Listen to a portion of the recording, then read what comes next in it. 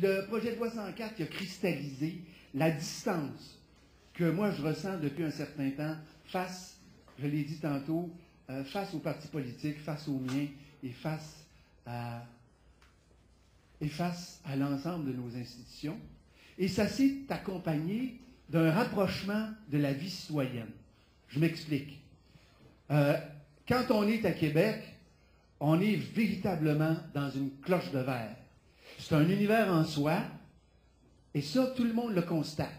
Tout le monde constate qu'à Québec, la joute parlementaire, la période des questions, le fait qu'on s'alimente de l'actualité puis on l'alimente à notre tour, tout cela se déroule comme à l'intérieur d'une cloche, comme on voit des bébites s'agiter à l'intérieur d'un pot quand on est petit. Alors il y a une bande de citoyens, de députés qui s'agitent à l'intérieur d'une cloche de verre. Et quand on est dedans, on n'est pas tout à fait conscient qu'on est dans une cloche de verre. Mais quand tout à coup on commence à sortir, qu'on regarde ça de l'extérieur, on se dit, mais mon Dieu, il y a beaucoup d'agitation là, mais il ne semble pas y avoir beaucoup d'effet dans la population. Mais c'est majeur. Parce que tout à coup, on commence à regarder la politique en se disant, mais il y a beaucoup de personnes honnêtes qui se dévouent, qui travaillent très fort, et en même temps, on a le sentiment qu'il n'y a pas de transformation de la vie des citoyennes et des citoyens. Plus que le sentiment.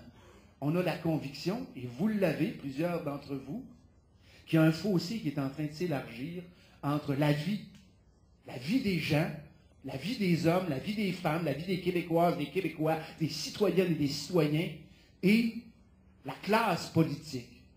Et là, tout à coup, quand on regarde ça de l'extérieur, on se rend compte que c'est devenu une classe politique. Et cette classe politique-là, elle a sa propre loi, sa propre énergie, sa propre logique. Et tout à coup, on commence à se demander, mais à quoi correspond donc cette énergie-là? Quel est donc l'effet du travail qu'on fait comme parlementaire? Ça, c'est ce qui se passe à Québec. Puis en même temps, tout à coup, vous découvrez que dans votre comté, puis dans le comté d'à côté, il y a des citoyens qui ont organisé le mouvement contre les gaz de schiste. Et là, vous découvrez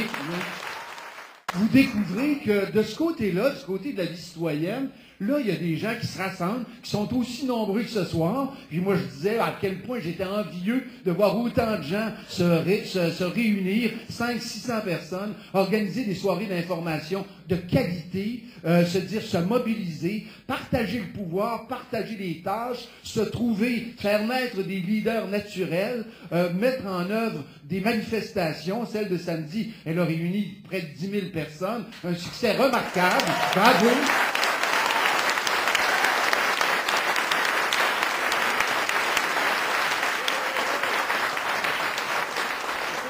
Là, on se rend compte qu'entre les deux, là, il y a quelque chose de profondément majeur qui se passe, puis qu'il faut qu'on se réveille à ce qui est en train de se passer.